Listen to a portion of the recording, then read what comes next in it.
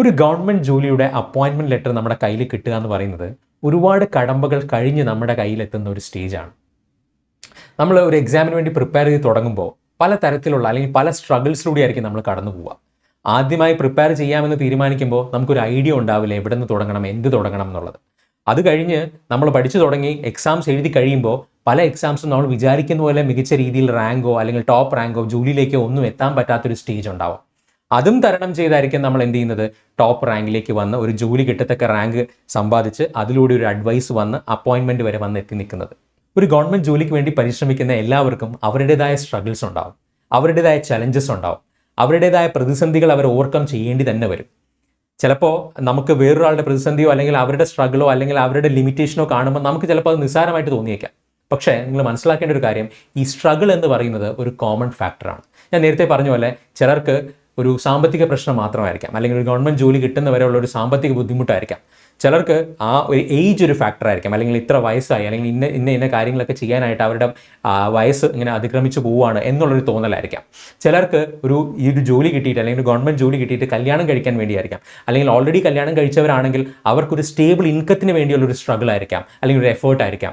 ചിലർക്ക് ഗൾഫിലോ മറ്റ് രാജ്യങ്ങളിലോ ഒക്കെ നല്ല ജോലി ഉണ്ടാവാം, പക്ഷേ അവർക്ക് നാട്ടിൽ വന്ന് അവരുടെ പാരൻസിനോടൊപ്പം അവർക്ക് പ്രിയപ്പെട്ടവരോടൊപ്പം ഒരുമിച്ച് താമസിക്കാനുള്ള ഒരു ആഗ്രഹമായിരിക്കാം. അങ്ങനെ പലതരത്തിലുള്ള ഇൻസെക്യൂരിറ്റീസ് ഉണ്ടാവാം, പലതരത്തിലുള്ള ചലഞ്ചസ് ഉണ്ടാവാം. പക്ഷേ ഇവരെല്ലാവരും ഒരു അപ്പോയിൻമെൻറ്റ് കിട്ടി അല്ലെങ്കിൽ ഒരു ജോലിയിലേക്ക് പ്രവേശിക്കാൻ പോകുന്ന ഏതൊരു ഉദ്യോഗാർത്ഥി എടുത്താലും നിങ്ങൾക്ക് മനസ്സിലാവും അവർക്കും അവരുടേതായ സ്ട്രഗിൾസും ചലഞ്ചസും ഉണ്ടായിരുന്നു. പക്ഷേ ഈ ചലഞ്ചസിനെയും ഈ സ്ട്രഗിളിനെയും ഈ ഇൻസെക്യൂരിറ്റീസിനെ എല്ലാം ഓവർകം ചെയ്തുകൊണ്ട് ഡിറ്റർമിനേഷനോടുകൂടി പെർസെവറൻസോടുകൂടി പഠിക്കാൻ പറ്റിയ ആൾക്കാർ തന്നെയാണ് ഈ ടോപ്പിലെത്തിയിരിക്കുന്നതും അതിലൂടെ ഒരു ജോലി കരസ്ഥമാക്കിയിരിക്കുന്നതും. ആരും ഈ പ്രതിസന്ധികൾ ഇല്ലാതെയല്ല, പ്രതിസന്ധികളെ തരണം ചെയ്യാൻ അവരുടേതായ വഴികളും അവരുടേതായ രീതിയിലുള്ള മോട്ടിവേഷനും കണ്ടെത്തിയുകൊണ്ട് മാത്രമാണ് അവർ ഇന്ന് ആ ടോപ്പ് പൊസിഷനിലോ അല്ലെങ്കിൽ റാങ്കിലോ റാങ്ക് ലിസ്റ്റിലോ ഉയർന്ന റാങ്കിൽ എത്തി നിൽക്കുന്നത്. ഞാൻ പറഞ്ഞു വന്നത്, നിങ്ങൾക്ക് ഈ ഒരു പരിപാടി നിർത്തിപ്പോകാനായി 100 കാരണങ്ങളുണ്ടാവും. There will be 100 reasons for you to quit, but there will be only 1 big reason to continue. അതായത് നിങ്ങൾ ഈ പറയുന്ന പ്രിപ്പറേഷൻ കണ്ടിന്യൂ ചെയ്യാനായിട്ട് നിങ്ങൾക്ക് ഒരേ ഒരു കാര്യം ആവശ്യമുള്ളൂ, നിങ്ങൾക്ക് എത്രത്തോളം ഈ ജോലി ആവശ്യമാണ്, how badly you need this. ആ ഒരു ഒറ്റ ഡിറ്റർമിനേഷൻ മതി ഞാൻ നേരത്തെ പറഞ്ഞ 100 പ്രതിസന്ധികളും സ്ട്രഗിൾസും എല്ലാം ഓവർകം ചെയ്യാനായിട്ട് നിങ്ങളെ മോട്ടിവേറ്റ് ചെയ്യാൻ. അപ്പോൾ ഈ പറയുന്ന കാര്യങ്ങളെല്ലാം നിങ്ങളുടെ മനസ്സിൽ വെച്ചിട്ട് വേണം നിങ്ങളൊരു PSC എക്സാമിന് വേണ്ടി പ്രിപ്പയർ ചെയ്യാനുള്ള ജേർണി സ്റ്റാർട്ട് ചെയ്യാനായിട്ട്. ആ ഒരു യാത്ര സ്റ്റാർട്ട് ചെയ്യാനായിട്ട് നിങ്ങൾ ഇത്രയും കാര്യങ്ങൾ മനസ്സിൽ വേണം. മാത്രമല്ല ഇതൊരിക്കലും എളുപ്പമുള്ളൊരു വഴിയല്ല.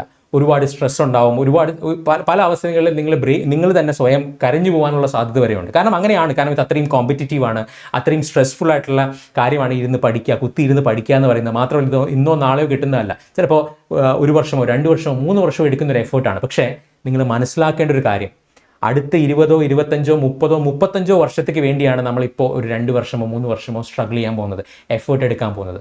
അത് നിങ്ങളുടെ മനസ്സിലുണ്ടായിരിക്കണം. മാത്രമല്ല നിങ്ങൾക്ക് എന്തുകൊണ്ടാണ് ഈ ജോലി വേണ്ടത്, how badly you need this job, ആ ഒരു ഫയർ നിങ്ങളുടെ മനസ്സിലുണ്ടെങ്കിൽ ഈ യാത്ര നിങ്ങൾക്ക് എൻജോയ് ചെയ്യാൻ പറ്റും. നിങ്ങൾ ഈ ടോപ്പ് റാങ്ക് ഹോൾഡേഴ്സിനോടും അല്ലെങ്കിൽ PSC വഴി ഒരു ജോലി കിട്ടിയ ആൾക്കാരോടും സംസാരിക്കുക. നമ്മളുടെ തന്നെ കുട്ടികളുടെ ഇൻ്റർവ്യൂ ഒക്കെ നമ്മുടെ ചാനലിലുണ്ട്. ഒരാൾ പോലും പറയില്ല ഇത് ഞാൻ ചുമ്മാ എഴുതിയപ്പോൾ കിട്ടിയതാണെന്ന്, ഒരാളും പറയില്ല.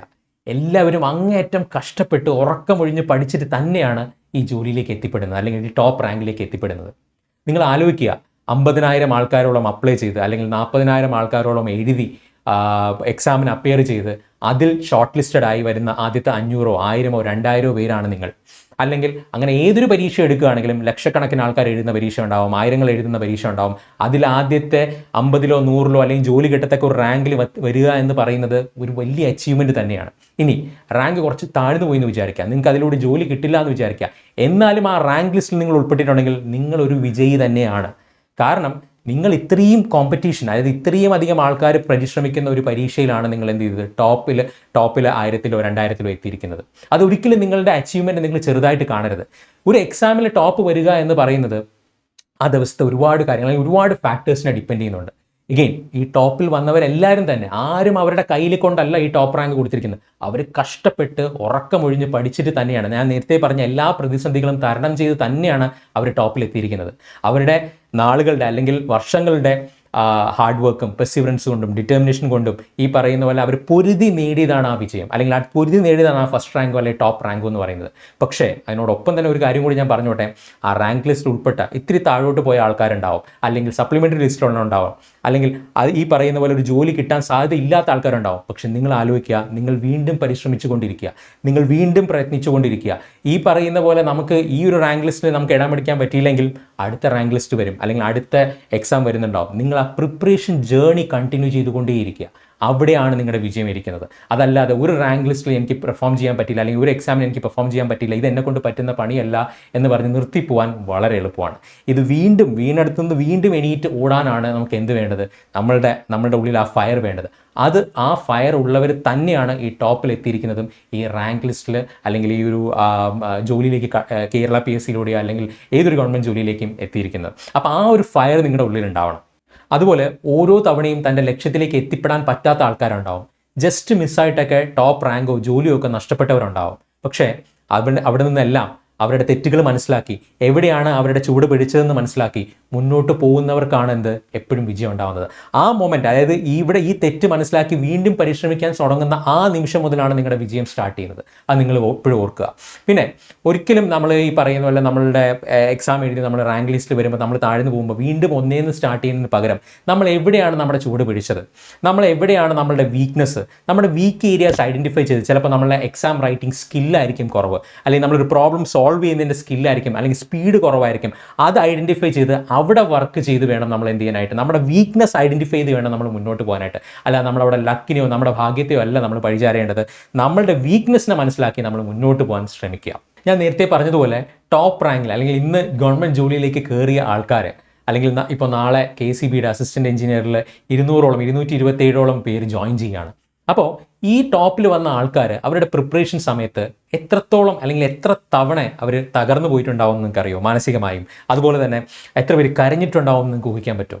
ഇതെല്ലാം കാരണം കഴിഞ്ഞ കുറേ ദിവസങ്ങളായി പലരോടും സംസാരിക്കുമ്പോഴാണ് നമുക്ക് മനസ്സിലാവുന്നത് എത്രത്തോളം ബുദ്ധിമുട്ടുകളിലൂടെ, എത്രത്തോളം പ്രതിസന്ധികൾ ഓവർകം ചെയ്ത് ആണ് അവർ ആ സ്റ്റേജിൽ എത്തിയിരിക്കുന്നത് എന്നുള്ളത്.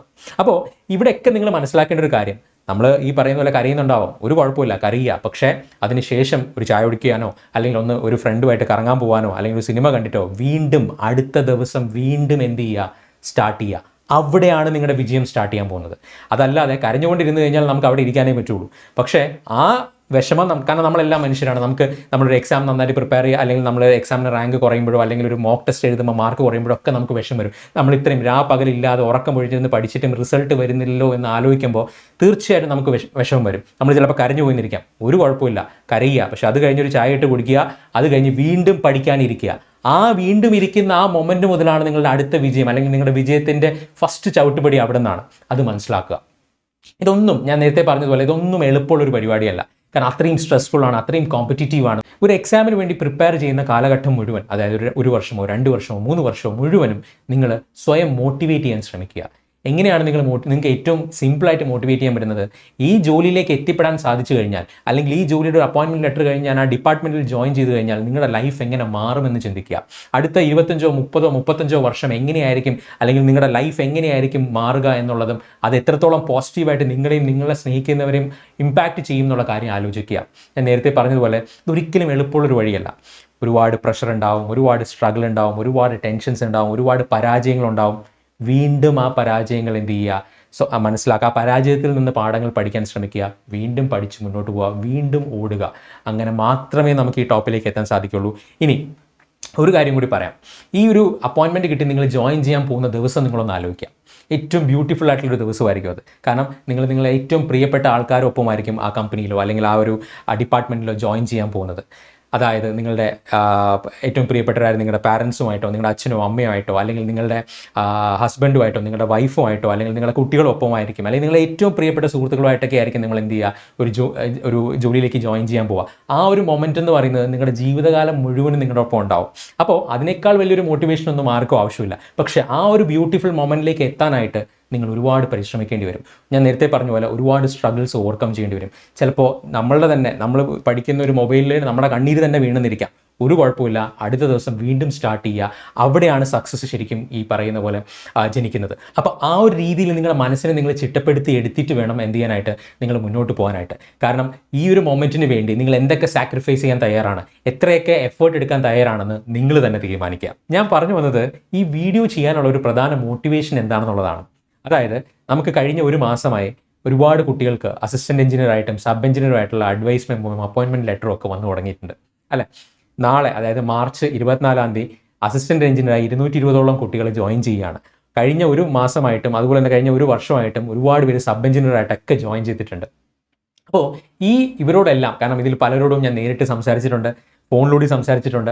അതുപോലെ തന്നെ നിങ്ങൾ ഈ പറയുന്ന നിങ്ങളുടെ ഈ ഒരു തിരക്കിനിടയിൽ, ജോയിനിങ് പ്രൊസീജിയറിൻ്റെ തിരക്കിനിടയിലും ഒരുപാട് ഫോട്ടോസും അതുപോലെ തന്നെ അപ്പോയിൻമെൻറ്റ് ലെറ്ററിൻ്റെ പിക്കൊക്കെ നമുക്ക് അയച്ചു തന്നിട്ടുണ്ട്. അപ്പം നേരിട്ടൊരു നന്ദി പറയാനും, സ്കോർ ടീമിൻ്റെ ഭാഗത്ത് നിന്ന് നേരിട്ടൊരു നന്ദി പറയാനും കൂടിയാണ് ഞാൻ ഈ വീഡിയോയിൽ വന്നിരിക്കുന്നത്. നിങ്ങൾ ഈ വീഡിയോ കാണുന്ന എല്ലാവരും മനസ്സിലാക്കേണ്ട ഒരു കാര്യം, ഈ സ്ട്രഗിൾ അല്ലെങ്കിൽ ഈ ഒരു യാത്ര എന്ന് പറയുന്നത് അതിൽ ഒരുപാട് തരത്തിലുള്ള പ്രതിസന്ധികളും ഒരുപാട് സമയമെടുക്കുന്നത് നമ്മുടെ പേഷ്യൻസിനെ മാക്സിമം ടെസ്റ്റ് ചെയ്യുന്നതായിട്ടുള്ള ഒരു ജേണിയാണ്. ആ ഒരു ജേണിയിൽ നിങ്ങൾ എത്രത്തോളം നിങ്ങളുടെ ലക്ഷ്യത്തിനെ മുന്നിൽ വെച്ച് മുന്നോട്ട് പോകുന്നോ, ഈ ജോലി കിട്ടിയിട്ടേ ഞാൻ അടങ്ങുള്ളൂ എന്നുള്ളൊരു നിശ്ചയദാർഢ്യത്തോട് നിങ്ങൾ മുന്നോട്ട് പോവുകയാണെങ്കിൽ തീർച്ചയായിട്ടും നിങ്ങളുടെ കയ്യിൽ ഒരു അപ്പോയിൻമെൻറ്റ് ലെറ്റർ കിട്ടിയിരിക്കും. ഇന്നല്ലെങ്കിൽ നാളെ അത് കിട്ടുക തന്നെ ചെയ്യും.